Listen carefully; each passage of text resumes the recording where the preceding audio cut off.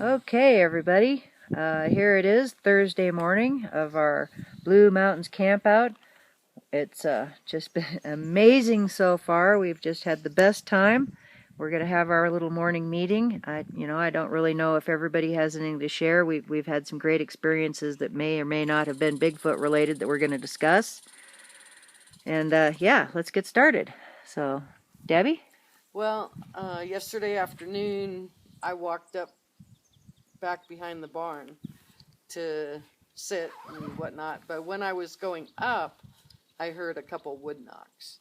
Oh, cool. But when I went up there to sit, I heard nothing. Okay. All right. Is that That's it? All right. Thank you. Penny? Nothing. No gifting stories? Oh, yeah, I was going to let Pat do that. Oh, okay. And then when you do your We'll come. 322 thing, I'll chime in. But... Okay. All right. Cool. Okay. Larry? Yeah, I had a little thing happen in the afternoon where I was standing there watching the recreations from the day before, and I heard something that sounded like plastic jugs rumbling. I stood there, but I was able to identify the source. Thanks, Larry. It's all right, tumble jugs. My new nickname. So, by the way, that was a photo bomb on Mitch's interview in the background, so you'll all get to see where she got that name. I stopped, Oh, I that's was a being tumble jug. quiet and I put the jugs down and the wind caught them. And started, I was like, oh my God, he's sitting on the hillside laughing like crazy. I was doubled over. Oh my God. Sorry about that, Sandy, but I couldn't let that one go. Back to the serious matter at hand. I didn't have much experience, or many experiences. Actually, just one. And it was at the very end of the night when it was just Barb and I sitting, letting the fire burn down low. We just heard, I guess I would call it just a healthy wood knock, wouldn't you? Oh yeah, Somewhere right in back here. up in the spring area up here. Right. Yeah. And then after that, I went to bed, and I'll let you say what you heard, but I didn't hear any of that. Yeah, see, which is bizarre to me. Right. Yeah, cool. Okay, That's Peter? all. Nothing to report. No? Courtney? I don't think so, other than I heard a wood knock getting out of the trailer this morning. Okay. Alrighty then. Mitch? Nothing to report other than in the afternoon I took a drive down 46, couple miles, just to check out the area, and made a turn and came on a north, because it usually is north-facing slopes, the shady slopes of a whole hillside, just completely. It's deadwood on steroids. I think everyone knows those hillsides, and they're all like hunting blinds. And I went around the bend about another quarter mile to find a trail that went up to the mountain on the backside. And on the backside, I think I might have found another like medicine wheels abandoned, like old. It was a large stone with many. It wasn't a total circle, but it was very interesting. And then I descended down into the hillside, and I'm not hearing any wood knocks, I'm not hearing any vocals, but for me, this is my passion with Sasquatch research and forest people, is their like woodwork, and I just love it. I'm just, at first I was a little hesitant, I was a little nervous, but then I just kind of got into the area, and it's a multi-acre facility. Maybe we'll go over there today. Yeah, okay. Just seeing all the different huge trees jammed and wedged, and I think we'd all enjoy seeing that. Big structures, and I can do it for hours. I did it. I came here late for dinner, so that's Okay. what happened yesterday for me. All right, cool. Thank you. Sandy? Nothing other than our gifting last night, Barb, from dinner. So, yeah, we had taken our pulled pork. You took your pulled pork, you fixed the beautiful plate, and I fixed my spaghetti, and we put it over behind the gifting stump. And this morning, we went and checked on it, and Can you remind our viewers about what our purpose in that was? well, there was a minor discussion about, spaghetti should be taken off the menu, and I was like, what? Everybody loves spaghetti, but Barb doesn't like spaghetti. She doesn't like the sauce. Oh, Evidently. She likes by the meat. way, last night's spaghetti was wonderful. I enjoyed it very much. She's saying that because her pulled pork won the spaghetti. And my spaghetti is still sitting over there on a plate, minus the the meatballs. Yeah, so when we were at in the Blue Mountains last year, we had a very diplomatic, I felt diplomatic It was very discussion. diplomatic. Yeah, Till the about I gave in. well, about whether to have pulled pork or spaghetti. And yeah, we decided on the pulled pork. No. And well, the next morning I had taken that Campout's spaghetti dinner up, and I always make my offering with our dinner, and I put it in the bushes. And nothing was taken the entire week we were there until the morning after we had our discussion, and I went and checked, and yeah, the spaghetti was the only thing that had been taken. The meatballs had been pulled off and the spaghetti was eaten. So we figured they were listening to the conversation. So we had decided that this year, when we come back, it wasn't fair that there was no pork option. I thought it was perfectly fair. So They had their chance. last night, yeah, we had our plate. I took my plate of pork, and you took your plate of spaghetti, which was beautifully done. And you even took, some garnishment. Yes. Gordon Ramsay would be proud of He it. Garlic would have bread, been. Yes. Yes, and honestly, this morning when we went up to check it, we asked the forest people to decide for us which one stays on the menu. And I really expected it to be the spaghetti. Me too. Thinking they were going to like pasta and they don't like cooked meat. They liked your meatballs. Well, that's unusual because the ones down there Yeah, did not. they pulled them off and ate the spaghetti. So they ate the spaghetti, no? Not this Yeah, time. they did. You could see in the comparison photos, they did sample it. So, Well, yes. yeah, But Maybe it was that's the not nice, sauce. is Maybe it? they don't like the sauce. they did last year. Dang it. Maybe they like al All dente. right. Yeah. These massive 10-foot creatures, like, oh. They pick up the meatball. Yeah, I was going to give them one knowing that they wouldn't eat meat. I just knew it. And she said, oh, give them two. So I gave them two. But, they're gone. Yeah. Darn spaghetti. Yeah, but everything on my plate was left except for a smear of the barbecue sauce. She's rubbing It was in gone. now. Okay. Yeah. So, Okay, pulled pork stays. all right. Okay, so moving on. Richard? I don't got nothing. Nope. Okay. Rob? I don't think I have anything either. Okay. Pat? Well, I have a food update at our gifting site.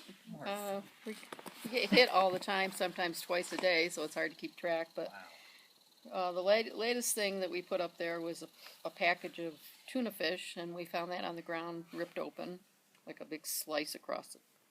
Like Just something one tear? Yeah, one tear it looked like. I think we had 2 nectarines are missing, an orange, a little one of those little orange. I'm not nectarines, apricots. A nectarine was peeled, just the skin was laying there. Some That's more fruit interesting. gone. We started the peel though. We began Yeah. the peel. That's Right, awesome. That's good. They completely ate the blueberry pie that was up there. We've got it on the table over there. It's just some blueberry juice on the bottom. No bite marks or anything, just pretty clean.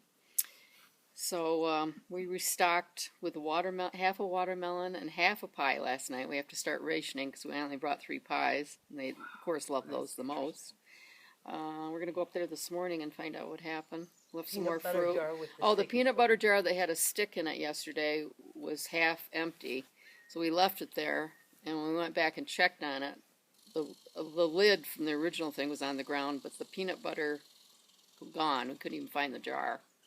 So we've left another one with a stick in it, and we'll see what happens today. Why do you Okay. put a stick in it?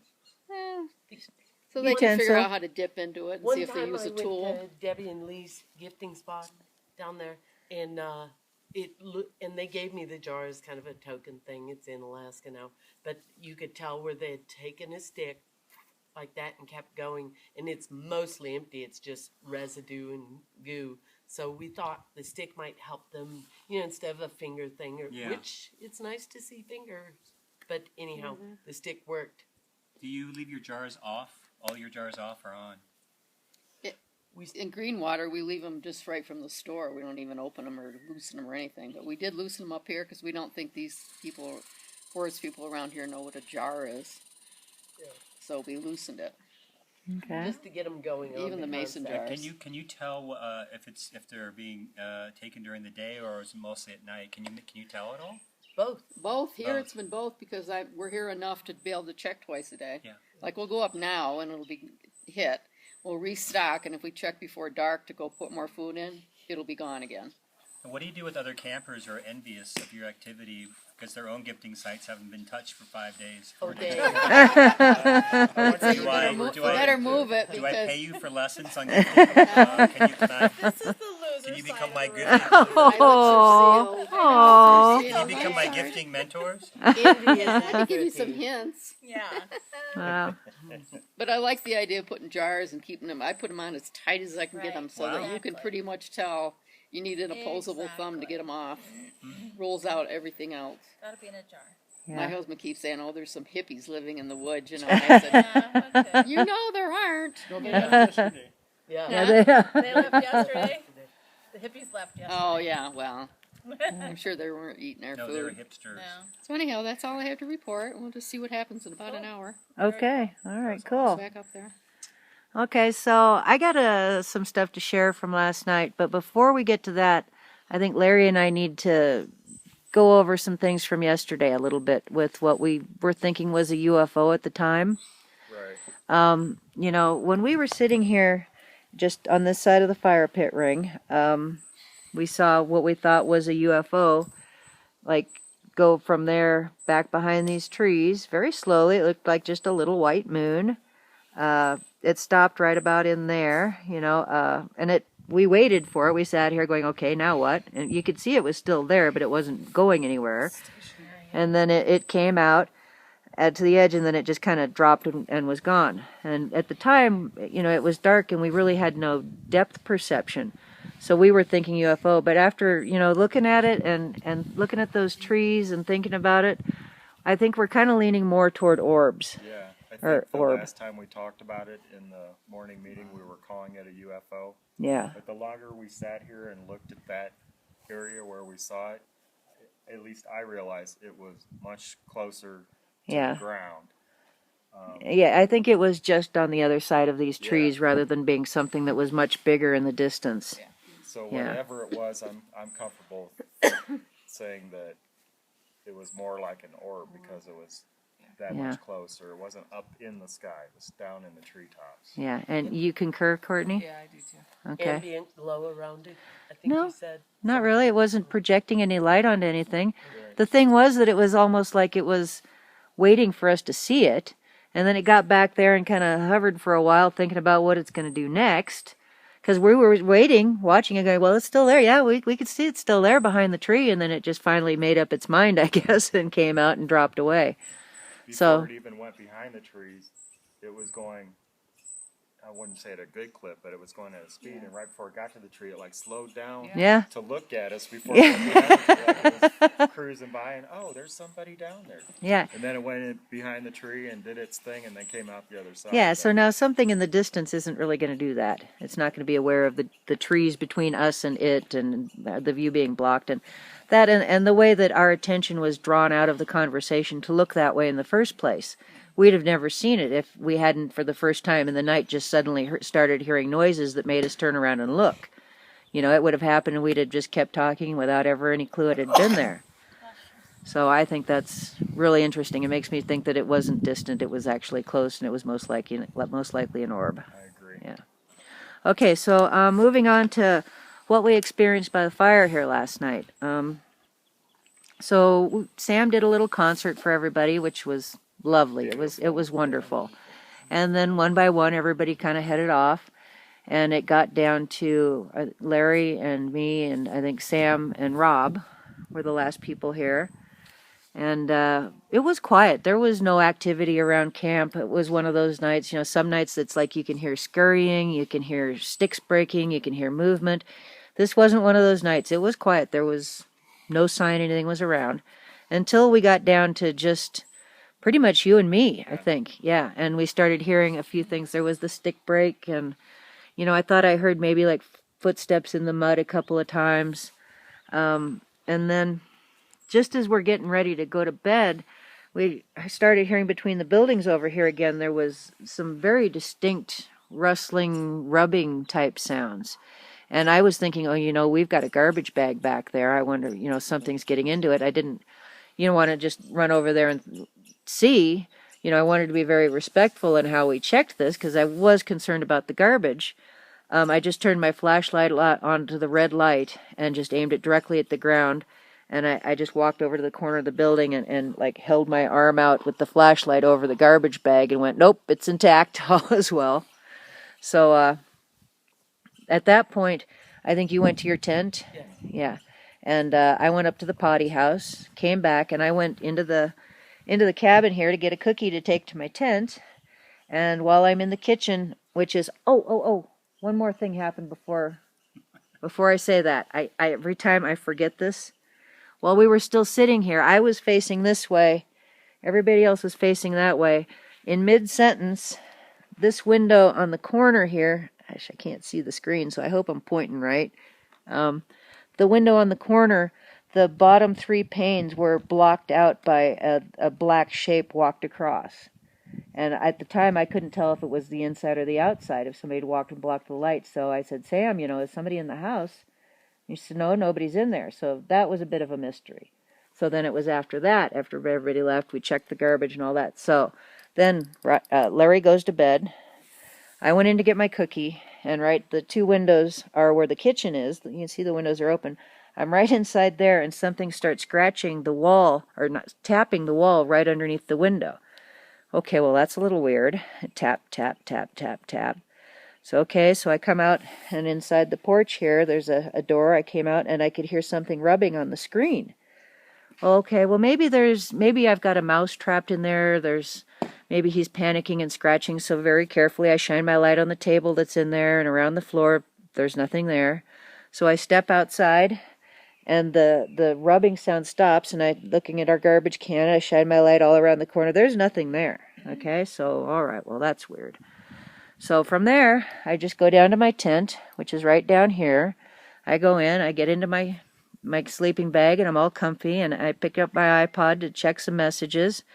And within a few minutes, I heard the biggest knock. I mean, it was out of the park.